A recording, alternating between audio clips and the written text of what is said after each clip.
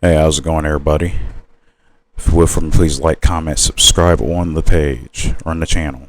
I'm definitely going to be definitely doing these reviews here. So I have a new one here for you. Came out earlier this year. Got a movie called Imaginary. So I'm trying to catch up on movies that came out earlier that I didn't review yet. So this was one I was planning on getting to soon. So I have to go ahead and put this up for you. So, and I also got my Oppenheimer review up if you want to check that out too and see what I thought about Oppenheimer, which came out last year. So I'm kind of jumping around. I'm kind of doing a lot of movies that came out this year, but movies that came out last year too that I wanted to talk about and review. And then do some 2022 stuff since I started reviewing in 2022. I just didn't stay up on it like I have been recently. So yeah, the movie I have right here is Imaginary. This was produced by the man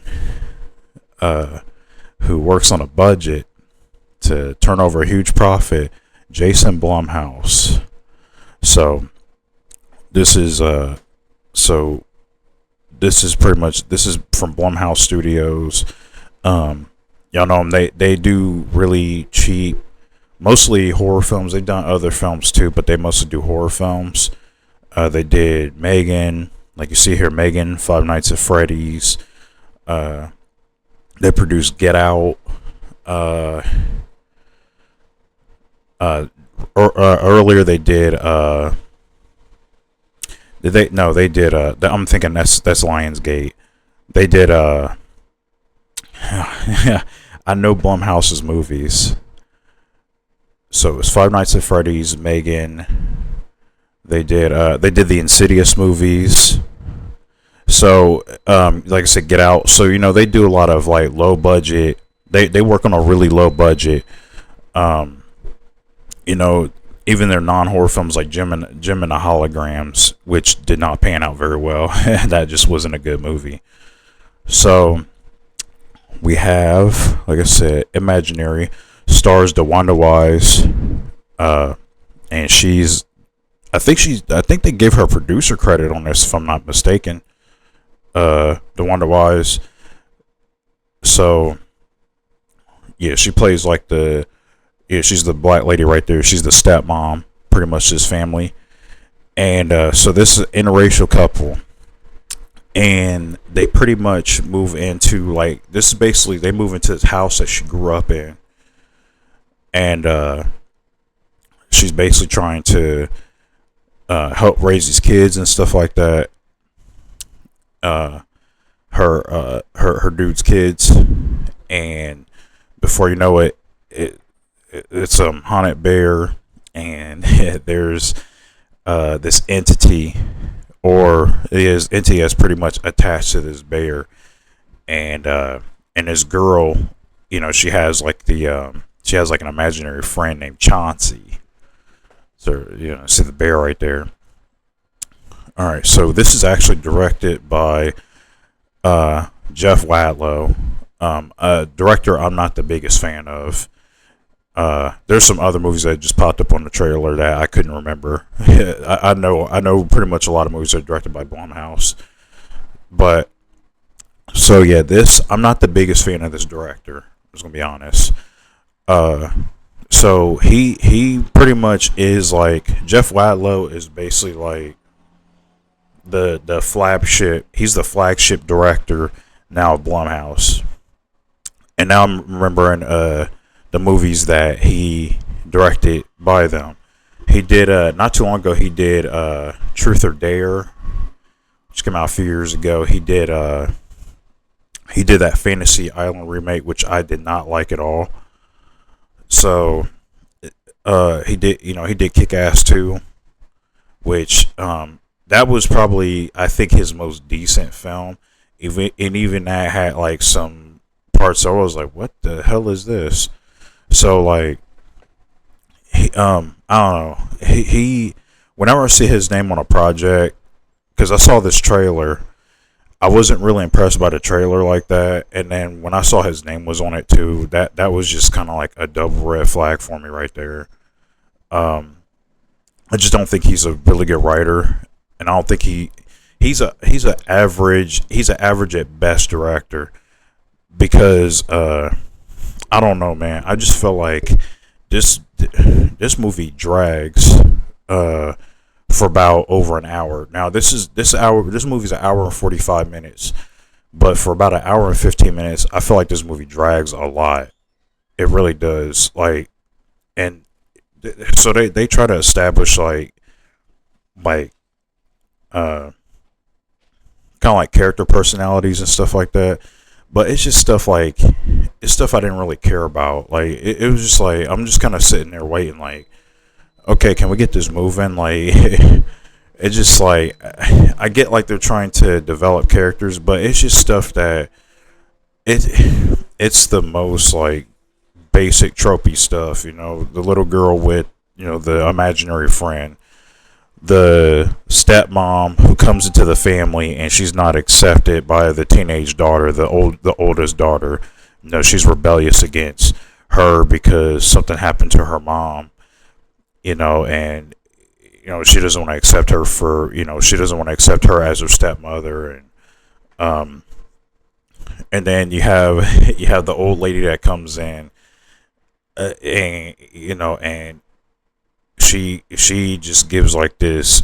She literally does like this really long like exposition dump, and I'm not the biggest fan of exposition dump because it's not good screenwriting. Like when it's basically the cheat code to get out of actually writing the script. It's just have this one old wise character who knows everything to sit down and explain the plot to you. That's basically why that old lady's there. She just explains the plot. Some of the special effects in here is Blumhouse. So like some of the I thought some of the costumes looked really bad. I'm talking about like the creature costumes. Like they look terrible. They try to jump scare you, and I was just sitting there the whole time like that looks really bad. And then like I don't know, and then like it even gets like it gets to the end of the movie, and I actually thought the end of the movie was the worst part of the movie. That part of the movie, I kind of checked out, to be honest with you. I just couldn't wait for it to be over. Uh, and I saw I saw a couple people mention it as Beetlejuice at the end. It kind of does, like really, like that's how cheap it looks. It turns into Beetlejuice at the end, and it just wasn't even scary. This movie's not scary at all. Actually, it is boring. I was really bored watching this. This movie felt longer than what it actually was, because I think it's only an hour. Like I said, I think it's an hour and 45 minutes, but it feels longer than that. So I mean, it's just not a whole lot going on. I thought the acting was kind of terrible. Um, yeah, I did not like the acting here. I thought the acting was bad. I thought the dialogue was bad.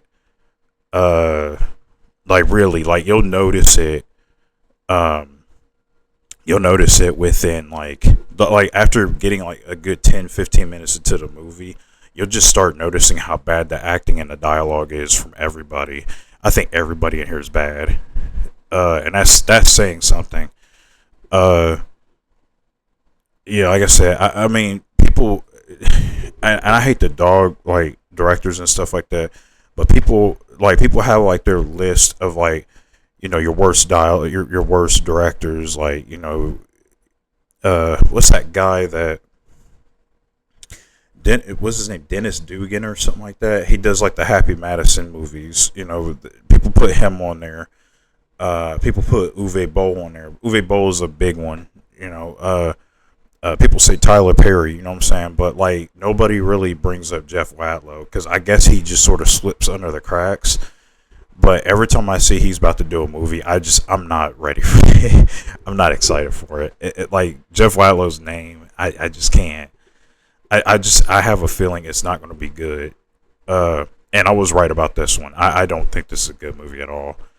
Uh, I think there's a part two where so like there's a part where the and me and my wife kind of noticed it, but there's a part in the movie where so uh Dewanda Wise's character comes in and she's talking to the little girl, and out of nowhere she says, well, I really apologize, and she starts going into this long apology, but then like there was no scene before that to set that up.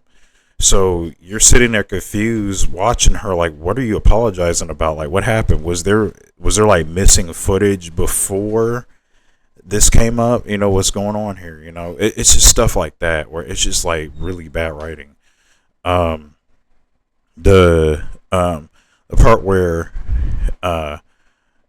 the boyfriend comes over, and yeah, the older teenage daughter has the boyfriend come over, her boyfriend come over, and he he's got a bag of Molly, and he's got one on his tongue, and so he gets freaked out by this thing. It's almost like, and he gets freaked out by this thing, and then it's just never brought up. And that's what a lot of happens in this movie, is there's things that happen in here and it's just never brought up again.